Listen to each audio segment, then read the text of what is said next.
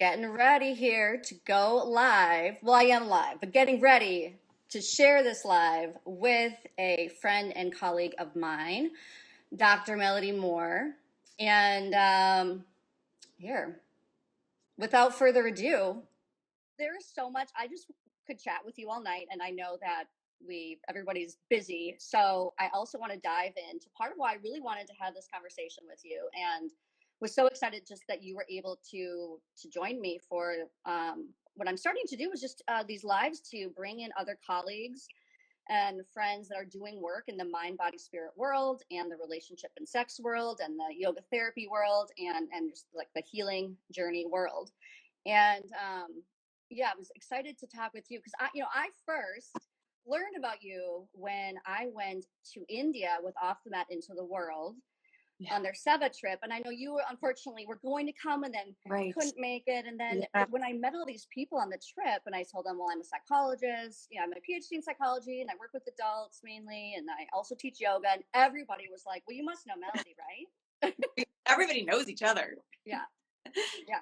And yeah. And we hadn't met, and everybody said the same thing to me about you. Like, how do you not know Rachel? And I was like, there's not a thing. You don't get like a list of everybody else as a psychologist when you are a psychologist.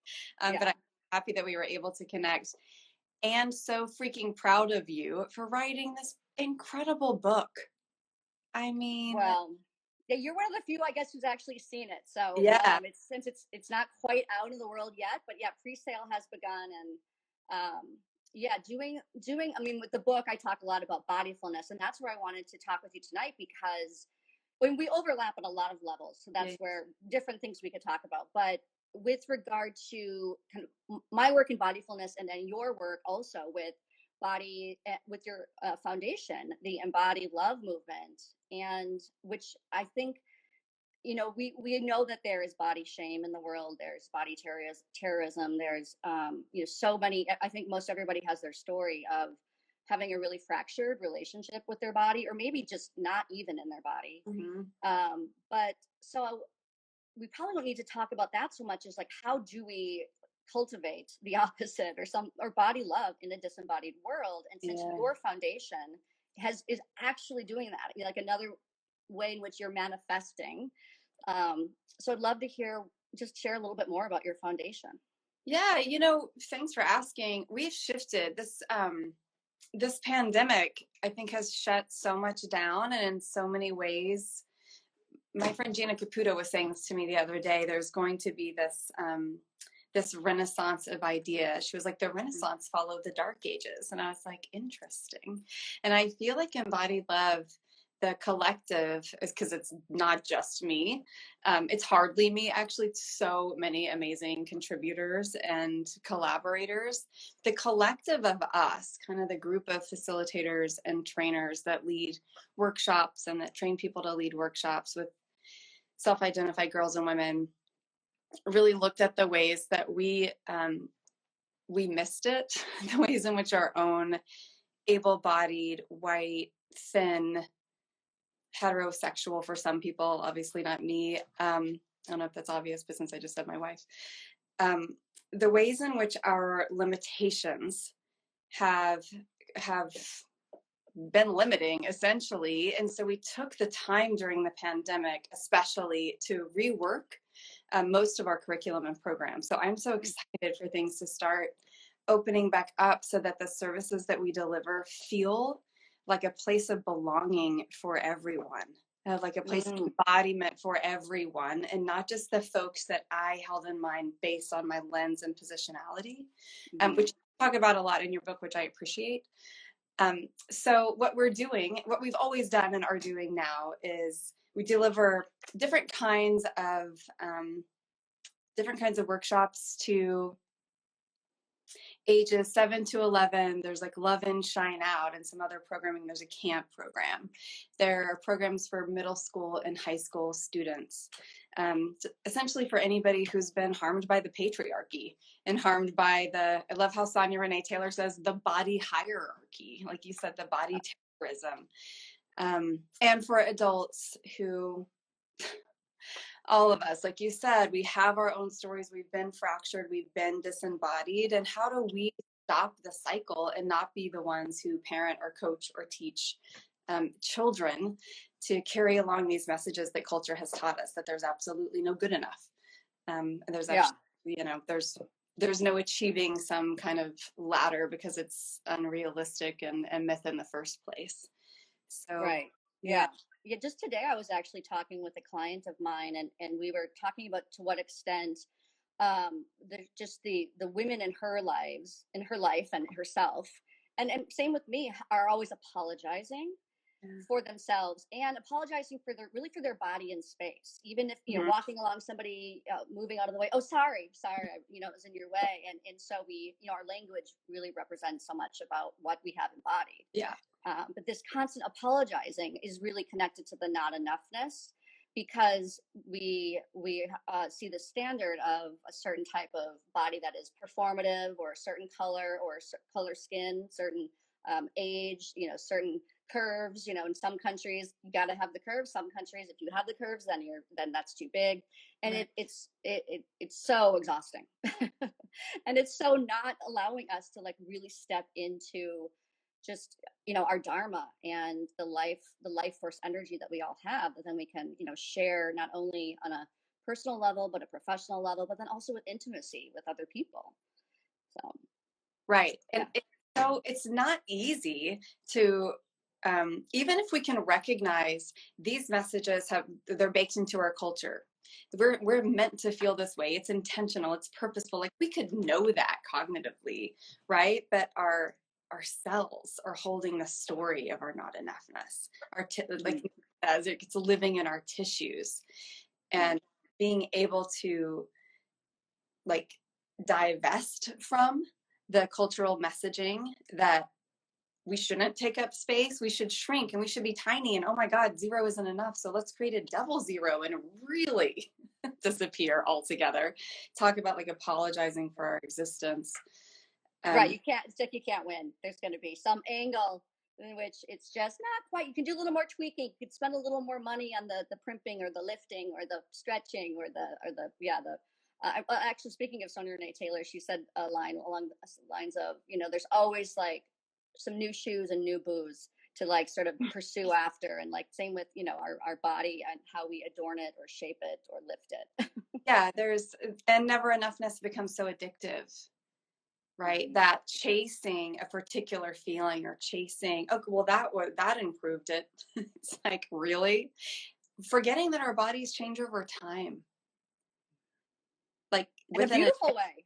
In a beautiful way, or just in a way, like they just shift. And so there's no like, oh, check mark, okay, it did, like I found acceptance, or at least that hasn't been my personal experience.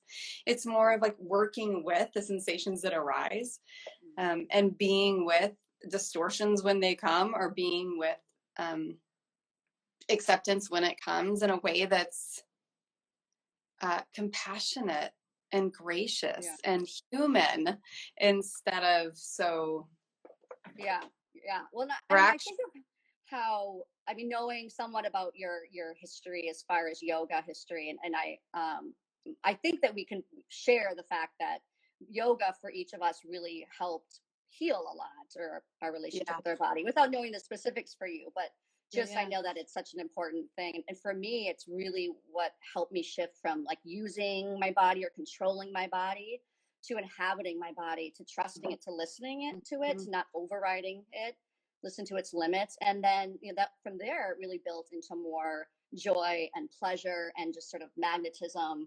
It's obviously a practice, but that, I think I'd love to just hear more about, like, with, your work as a psychologist and with your foundation, what you have seen people, like what sort of embodiment practices have led them to then really, really love their body. Yeah. Okay.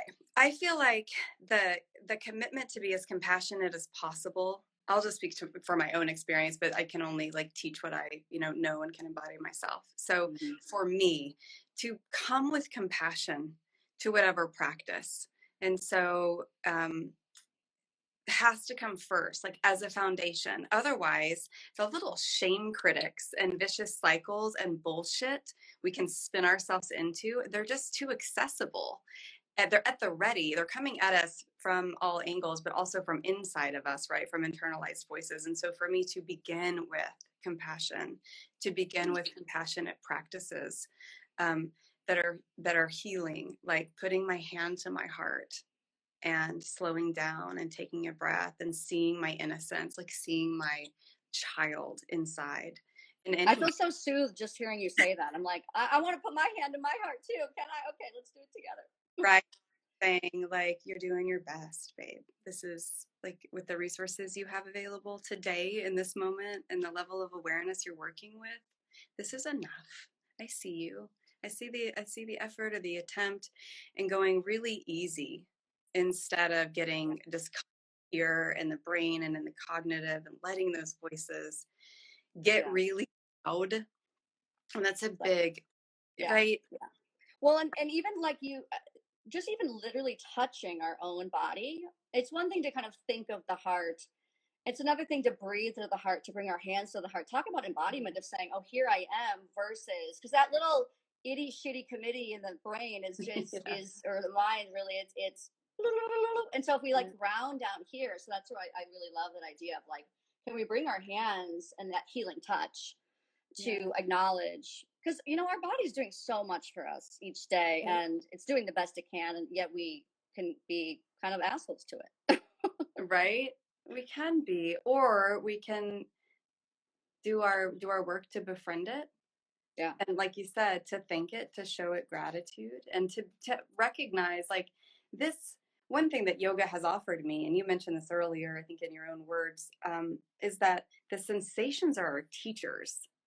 If I can be in a shape in my body, even in the shape I'm sitting in this chair, kind of like lounging, and feel a sensation, if I can be in a shape that's a hip opener, or that's causing an extension in my spine or in my side body, there's sensations that come, right, that inform me. They give me information, and that information is so useful if what's important to me is integrity, because integrity requires me to act on what I think and say and feel, being in alignment and being congruent.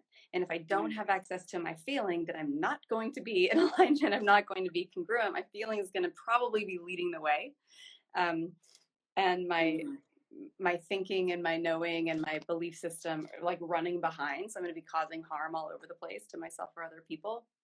Like, we need those sensations, even if they're uncomfortable, to give us information about how to set boundaries, whom to like lean in and trust and allow ourselves to be safe with, or soothed and comforted by. The sensations are just like the GPS, the information. Yeah.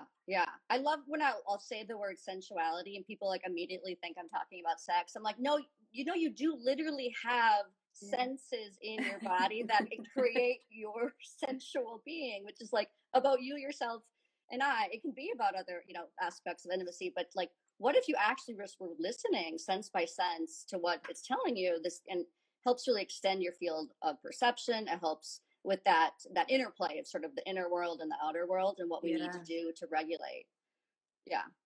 Yeah. And I mean, you just named it, to regulate. What works for me, and I think what I definitely try to like hammer home with clients. Hammer's probably not the best word for how I operate.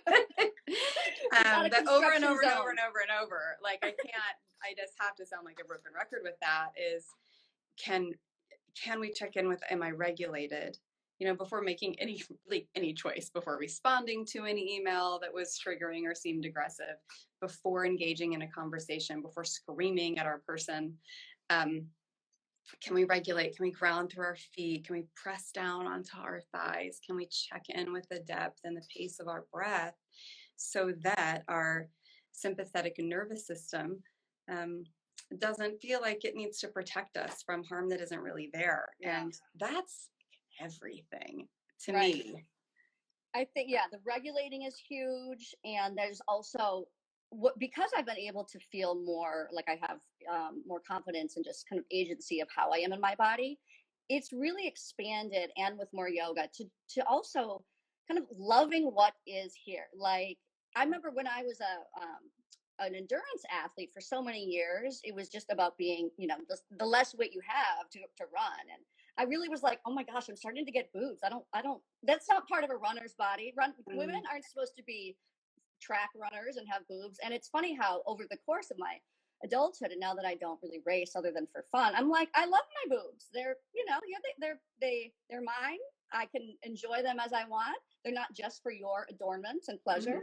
They're for me, and all the curves. And every now and then, though, I'm like, oh, with age, the kind of back boobs, I just got to figure out now how to like pull those into the rest. So it's just about kind of adapting to the changing body, but still like loving it and appreciating, like, this is mine. It's like this temple that I want to hold sacred. Right? Yeah.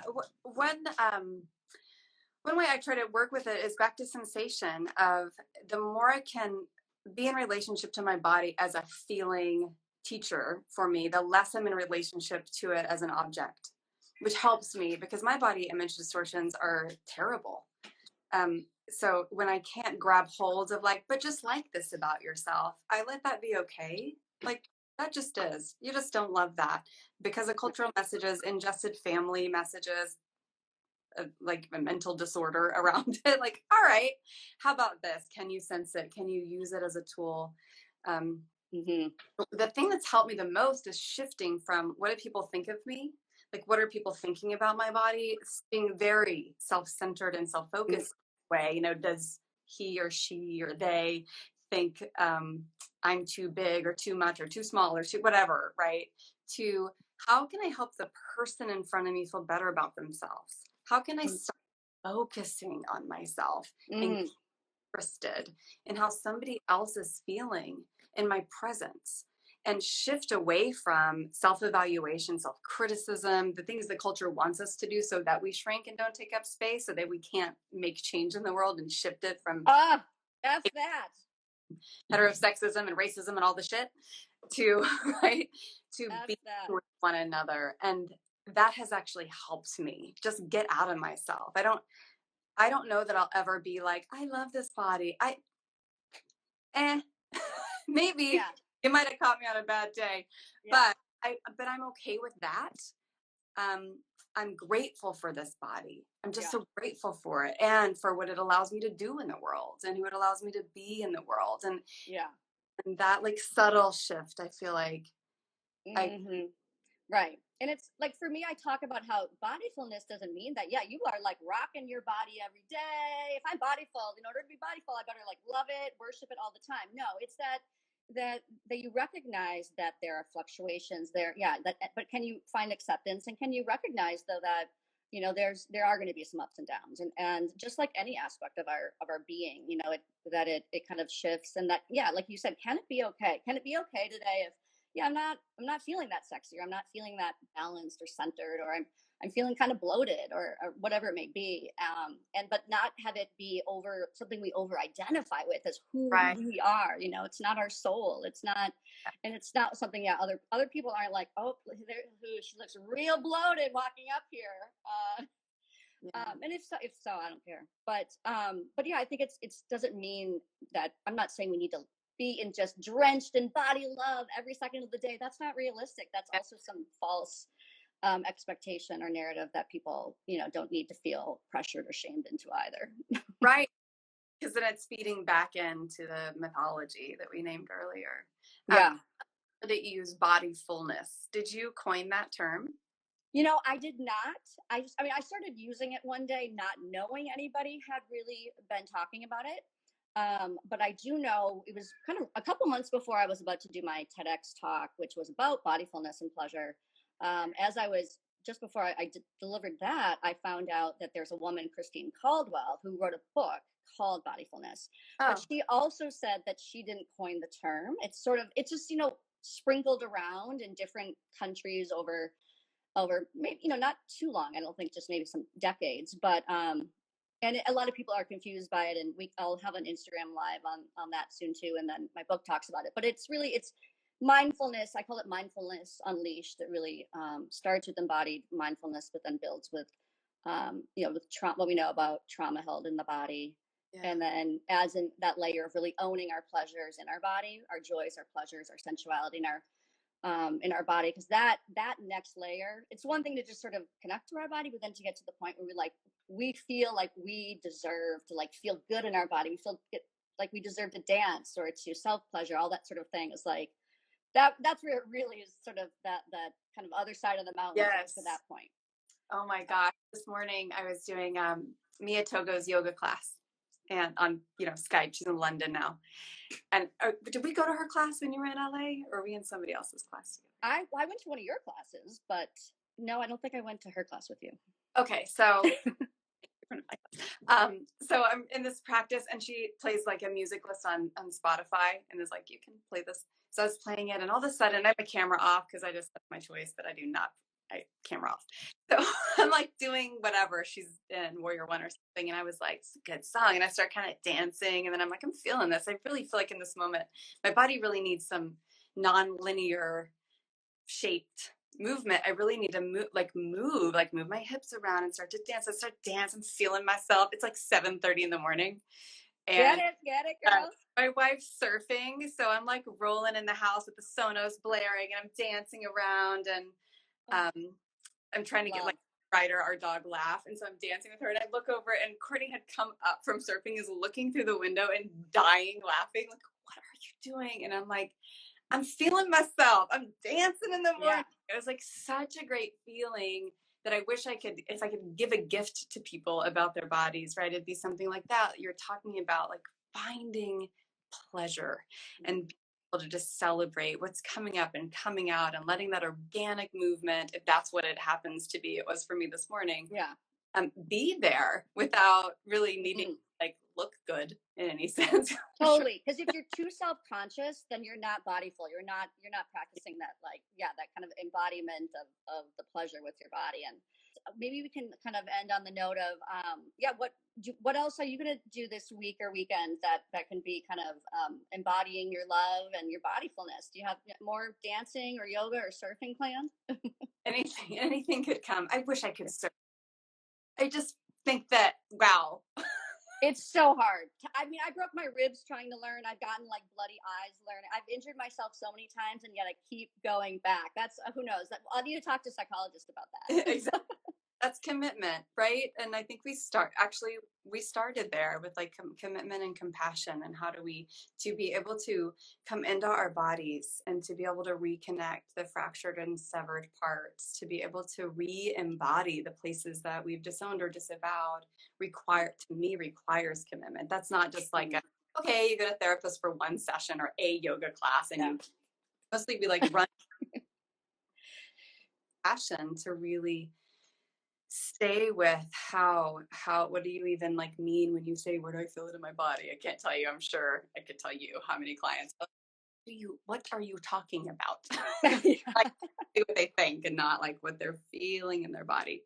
What will I do this weekend to feel into my body? I'm not sure. I'm sure yoga, maybe swim, like get in the talk about sensual. That's a nice I was going to say sensual embodiment practice to be in water.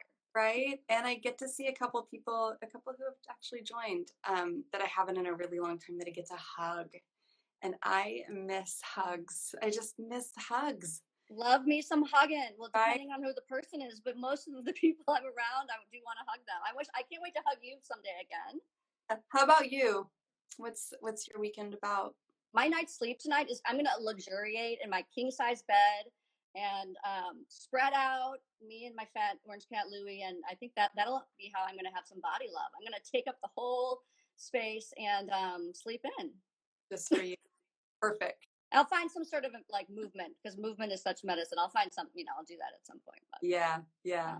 Well, thank you so much, Melody. I guess you're based in the LA area, but you can see people with telemedicine similar to me, and so people want to learn more, they can schedule with you or check out your website for the Embody Love movement. Yeah, especially if they want to come to a facilitator training for Embody Love movement, that would be amazing. Or find a workshop with a facilitator near them as the world opens safely. That's the thing. If not, online. for themselves or their children, which would be so great. I don't even think I said our mission. I was so like, but I got here, which I apologize for. But it's to resource everyone to reclaim beauty on their terms. Ooh, I got kind of some chills. Yes. On my terms. That's yes. right. That's right. Okay. Wow. With that, it's like mic drop. I think let's call it there. Not need we say more. I love that. Thank you, Rachel. It's great to see you and hear you. And thank you for everything you're doing, and for and supporting my work as well. So I do. I can't wait for your book. I can't wait for people to have it and to be able to give it to clients. Yes.